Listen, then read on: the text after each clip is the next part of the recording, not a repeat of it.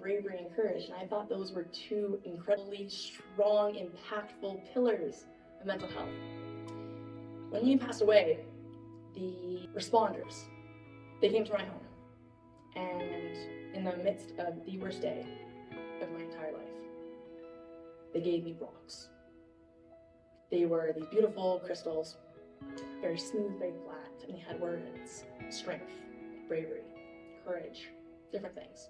When they gave the rocks, they said that when you're struggling with anxiety and you find yourself getting anxious and starting to swirl, you rub your rock. Feeling, the sensation, the sensory of having a smooth surface and rubbing it can automatically start soothing you. And it was the first time I'd heard something so simple. When I got the rock, my first thought was, courage? Why did they give me courage? Maybe I could be strong right now. Maybe I need strength right now. And it wasn't until a year later, Liam's first anniversary of his passing, that it clicked. And now it continues to click. Courage is taking uncertainty and looking it in the face and saying, regardless of the outcome, I'm going to do it. Courage is not knowing how it's going to act, how it's going to react, how it's going to happen, but doing it anyways.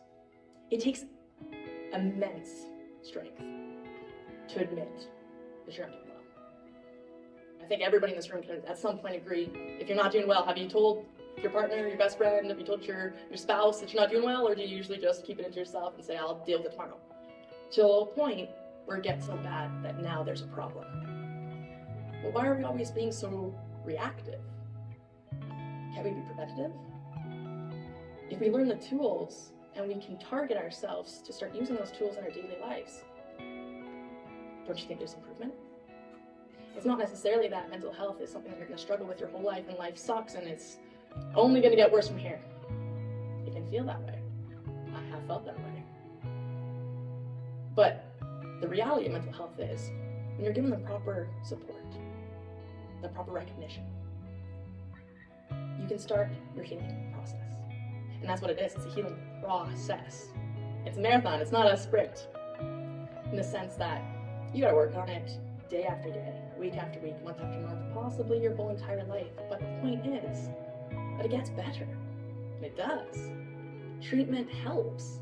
It helps you come to terms with yourself. It comes to terms with what you're going through.